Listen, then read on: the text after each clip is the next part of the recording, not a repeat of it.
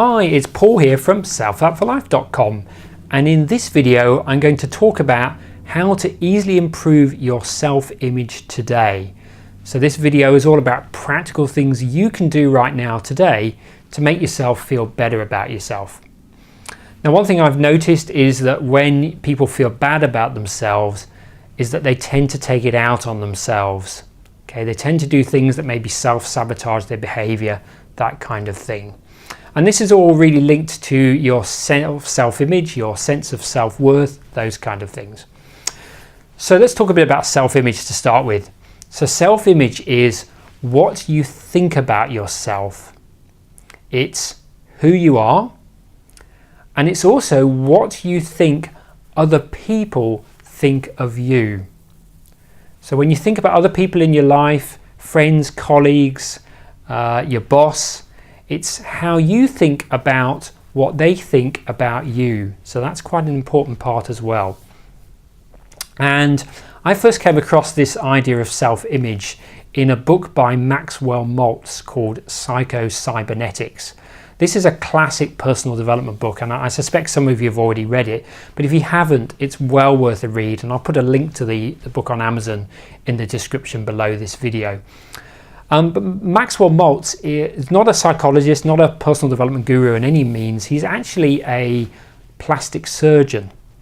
And what he found was when he performed these plastic surgeries to help people look better, he noticed that about 80 to 90% of people also felt better about themselves, and the way that they acted in the world changed as a result of them looking better. But he found that there were some people, sort of 10 to 20%, that they would have this change to their body, so they looked a lot better, but they still acted in the same way. Nothing changed. And Maxwell Maltz got really fascinated about these 10 to 20% of the population.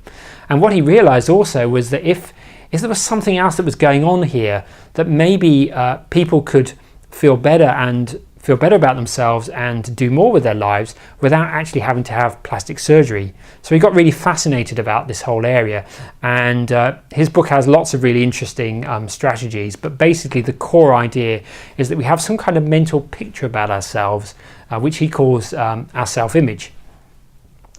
And when your self-image is low, you'll tend to find certain behaviours are common. For example, binge eating or just eating the wrong foods. Think about it, when you feel low in your life, it tends to be very easy to eat junk food and things that aren't good for you. Or it might manifest in drinking too much alcohol, or maybe partaking in drugs.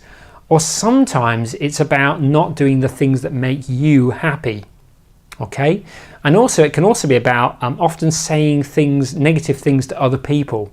So when you don't feel good about yourself, you're more likely to say negative things to other people as a way of trying to sort of boost your own self-esteem in a way. Now, our sense of self, our self-image, is often quite unconscious. This whole idea of how we treat ourselves and the way we behave as well in any given moment depends on how much you like yourself in any given moment as well. So your self-image constantly changes throughout the day. It's not static, it's constantly varying. And a poor self-image would mean you might say things to yourself like, I don't deserve this, or I'm not worthy. They can be common thoughts that people with a low self-image have. And really, this can manifest then with any kind of behavior which is conscious or could be unconscious, that's sabotaging your own happiness in some way. So when you have that poor self-image, you'll tend to do things that sabotage your own happiness. So that's something to watch out for as well. So I'm going to talk now about some common behavioural traits of people with a self-image, and I wonder how many of these you might relate to or have noticed at some point in your life. So the first one is comparing yourself with others. So if you feel really good about yourself, then you tend to compare yourself with others less often. So just notice when you're comparing yourself with others. Another thing, as I mentioned earlier, is the idea of criticizing other people. So if you notice yourself often criticizing others, that can be a clue as well. Another one is unable to receive or give compliments. Okay, so let's say you do something and someone says, hey Paul, you did that brilliantly. And you go back and say, oh, that was okay. could have done it better, something like that. I wonder if you can relate to that. I think that's happened to so many people. So being unable to accept a comment, okay, and also not giving comments, okay, so not being able to actually just say something nice about and really appreciate someone else. It also could be you not asking for what you want. It could also be feeling envious or jealous of other people. It could also be on focusing on the needs of other people too much. Okay, so there's a balance here. You know, you can feel good when you're helping other people, and that's the key. When you feel good helping other people, that's the right balance. When you start to feel bad, when you start to feel that you're not doing the things you want to do in your life, you're pleasing other people but to the expense of yourself, you'll start to notice that feeling inside. Okay, and that's when you've gone over that balance too much. And the other thing is excessive internal dialogue, negative self-talk, that kind of thing. So if you're noticing a lot of internal dialogue, self-talk in your head, that can be a clue to a low self-image as well. So how do you improve your self-image, and how do you do that today? Well, a lot of it is doing the opposite of what I've just talked about. But let's go into some more specifics, and I've got 10 ways you can do this.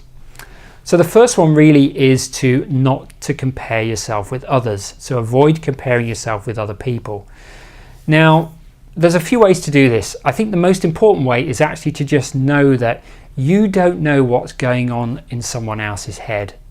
So someone can seem really confident on the outside. They can see like they're really together. They've got everything happening, but you don't really know what they're thinking and feeling.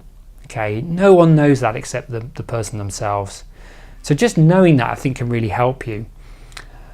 Another thing is just to be your authentic self, just to be you, just act as you, really, how you'd like to be.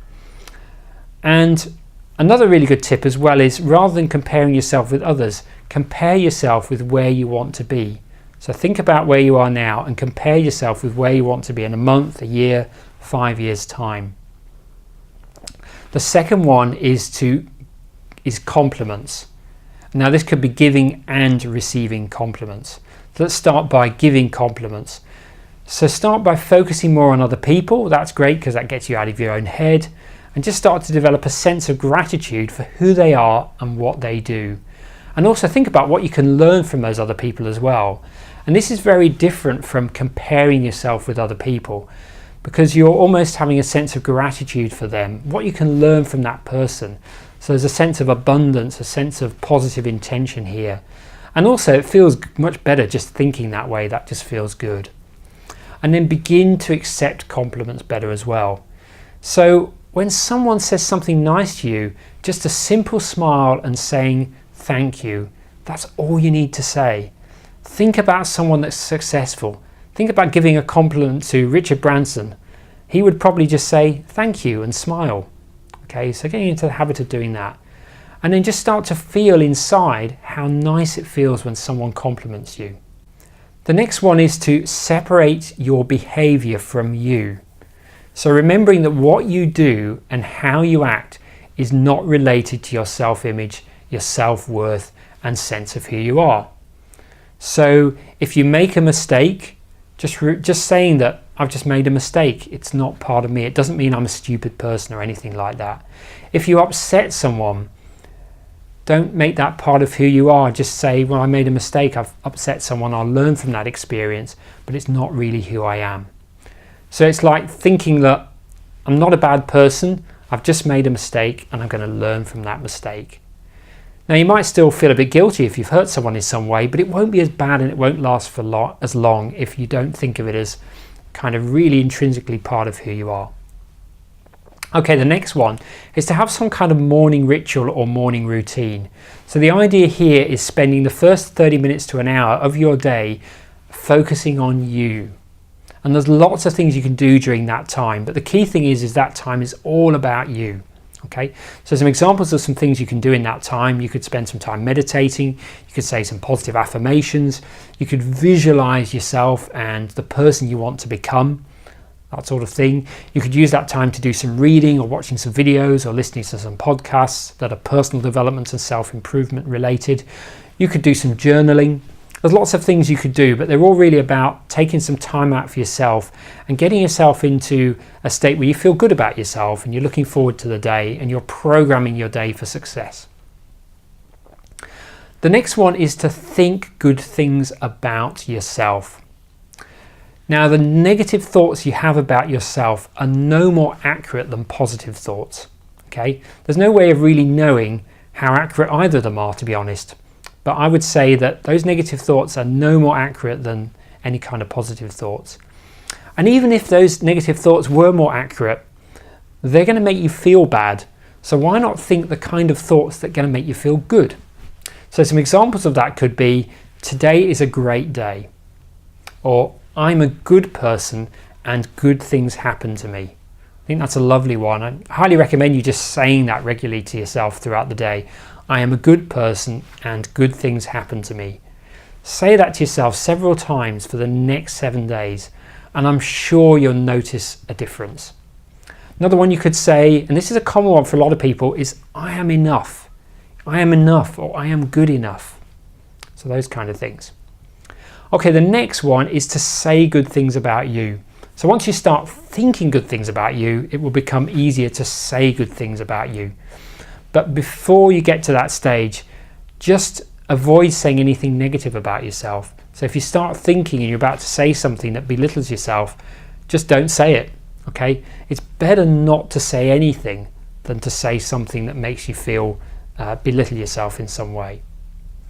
So if nothing comes to mind that makes you feel good about yourself, just keep your mouth shut. Okay, the next one is to look after your body. Now this is easier said than done, because when you don't feel good about yourself, you don't feel like exercising, you don't feel a bit like eating the right foods and doing the right things to nourish your body. So this is one where really it's just a case of acting even though you don't feel like it, and then that sense of self-image, that sense of self-worth will start to improve. So it could be something really simple like just doing a minute of jumping jacks or running on the spot or something like that, or just smiling. But yeah, doing some kind of exercise, healthy eating, that's just going to give you more energy to start feeling better about yourself. So that's an important one as well.